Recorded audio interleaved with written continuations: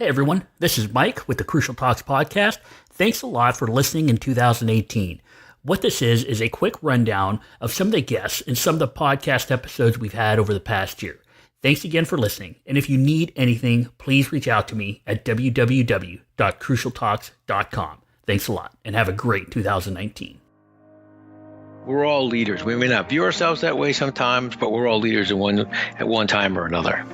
The focus here on Crucial Talks is to have a positive influence on human-based systems. We have all these ways of connecting, and yet we know that social isolation is at an all-time high. You know, as humans, we are social beings, and I don't know of any way we can achieve our potential without learning how we've done and figuring out how to get better.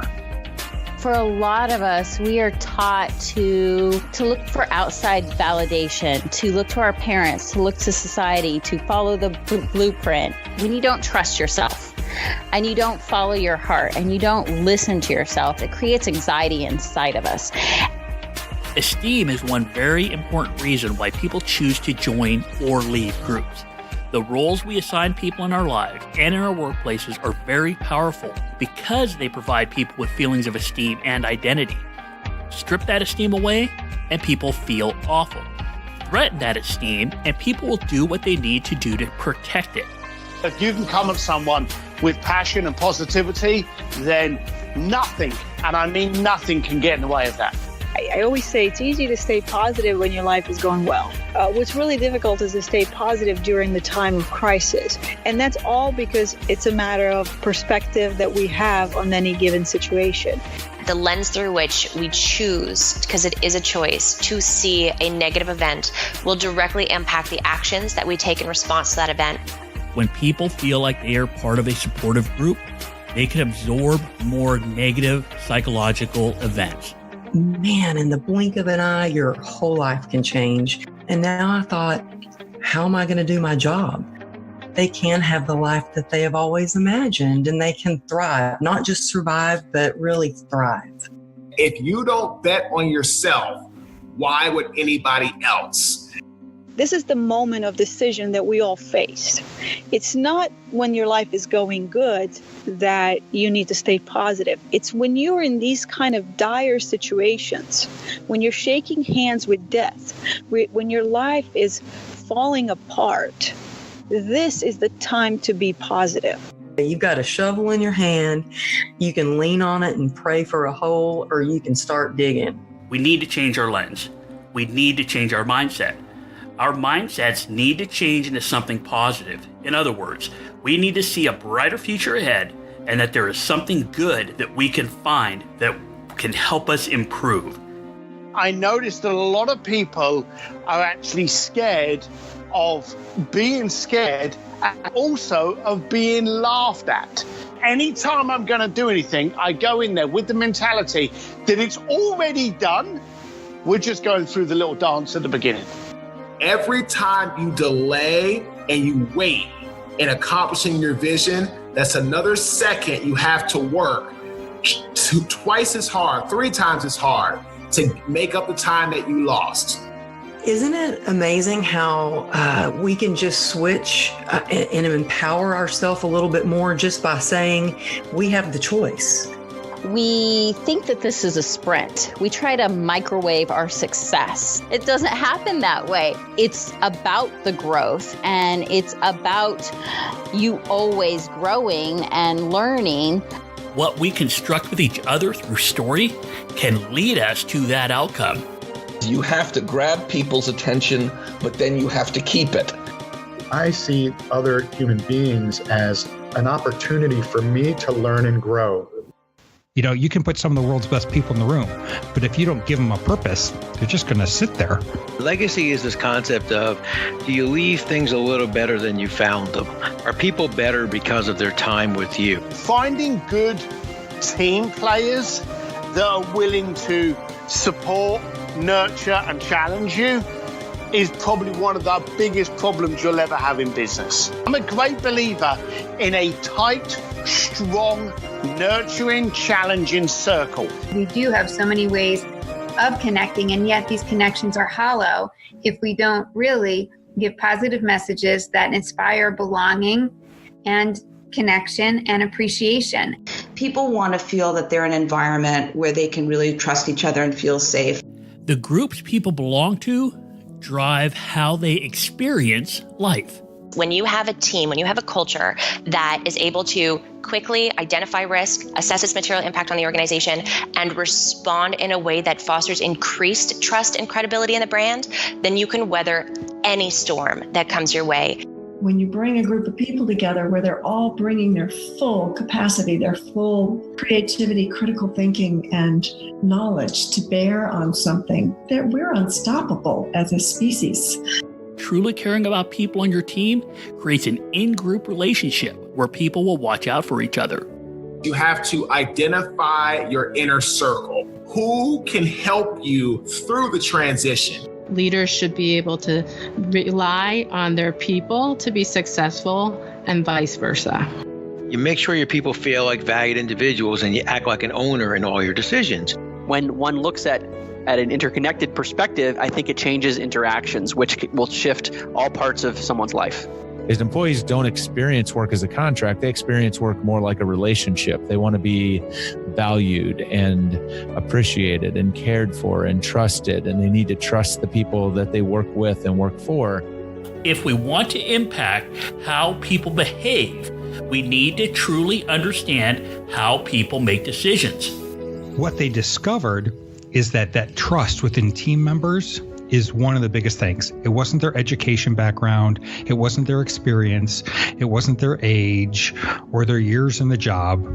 It was, do we have a group that trusts each other? What we do need to do is therefore honor the fact that as human beings, we need to relate. We create our social systems in the way we talk together, in the way we make meaning together. I don't think we're meant to be solitary. We need it, whether it's business, whether it's personal, whether it's family. We need those relationships. I think we're dependent on them. The game changer, the difference maker, the difference between good and great is all about relationships. So to me, it only makes sense to deal with some of our most common problems the same way we have been dealing with problems for eons, and that is as a group. Compassion means to struggle with, to create something amazing. What are the norms and rules of engagement between us that preserve dignity, that keep the lines of communication open, that keep us knowing that we're working on the right stuff? How I define dignity is creating an environment of trust, respect, and safety. Where we are today in our current state is a result of how we have intentionally designed it. Don't just focus on the bad things that have happened.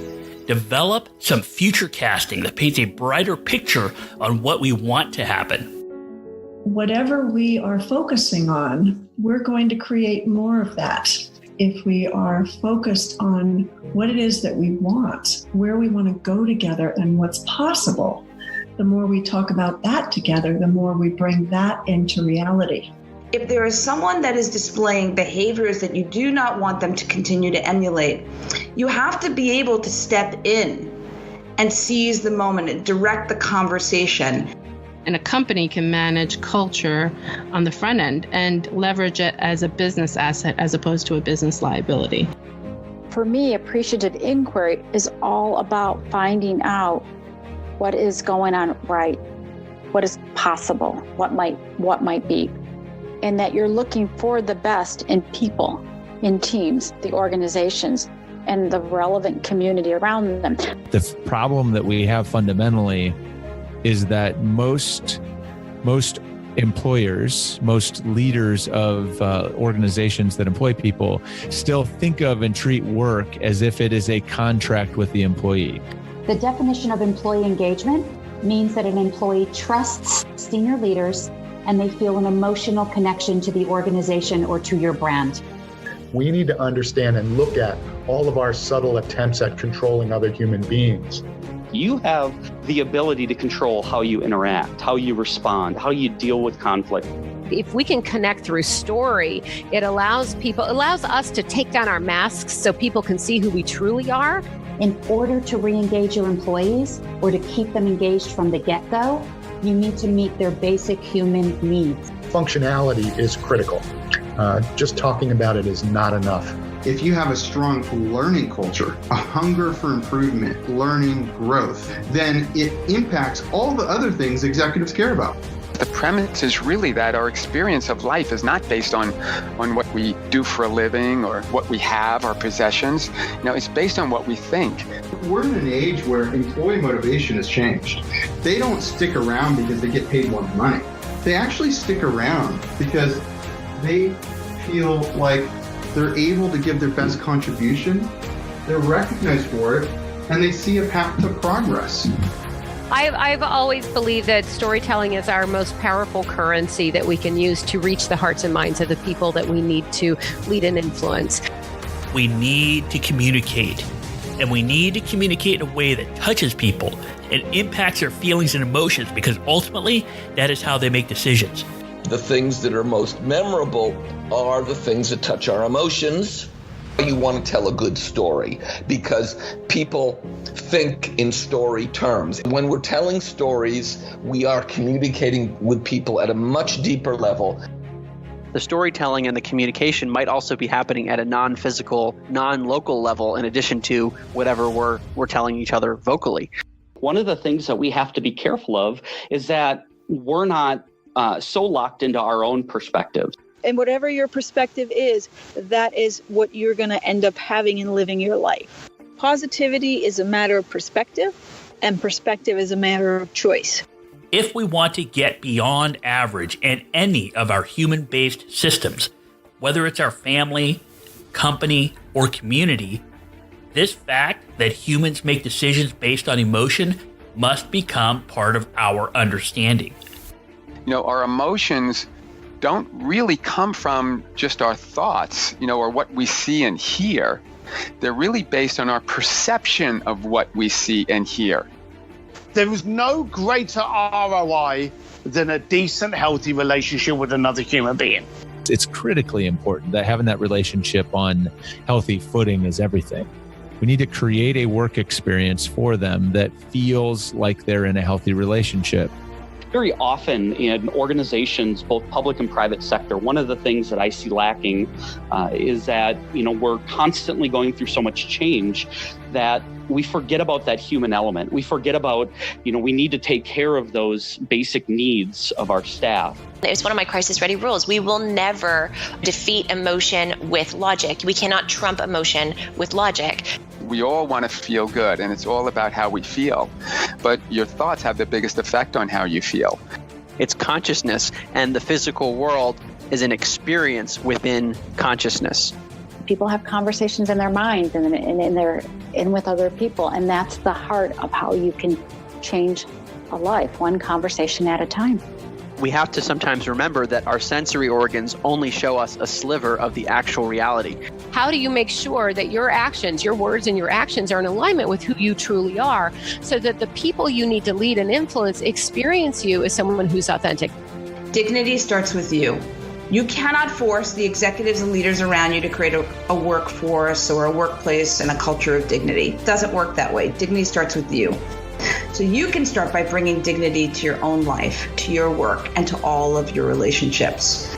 We know that every organization in the world wants to grow, wants to succeed, wants to keep its doors open.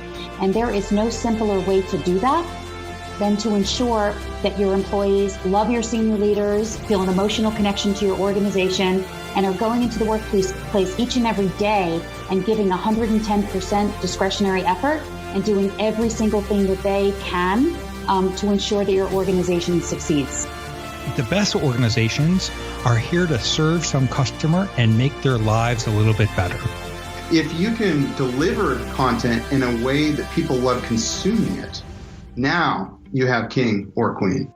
People are not interchangeable parts. They're human beings that crave social belonging. These two men died for something greater than themselves. They put themselves last and put others first. Selflessness and sacrifice. They didn't do it for money or glory or fame.